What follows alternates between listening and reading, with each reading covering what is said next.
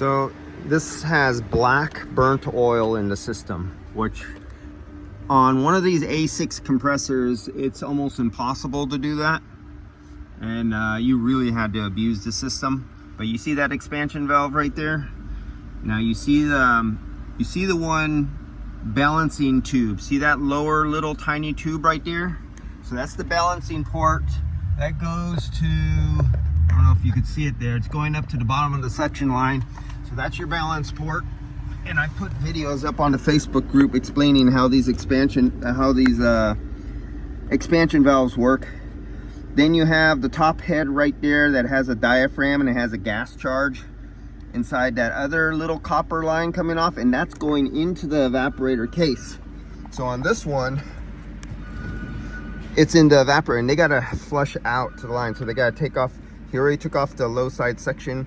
He has to take off the expansion valve. They gotta flush out the evaporator. But the problem is, you have to put this little sensing bulb, or if it's the one with the wire and it's stuck through, in the exact same place in the evaporator when you put the new one in.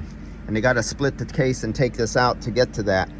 So I'm not sure if this is going to be 10 hours, 12 hours, whatever it's going to be on this old Mercedes. I have not done one. I've seen these guys do it all the time, but I will admit, I have not done one. I wouldn't want to do one. And look, you have 50-year-old plus plastic up here. Do you want to be the one who removes the dash and have it crack on you? You got to tell your customer that. So you already have to have a good in on a dash repair guy who can come out, do dashes, or you get a refurbished one, or if they have new remakes, figure a couple $1,000, whatever it takes. Oh, he already has cracks up here.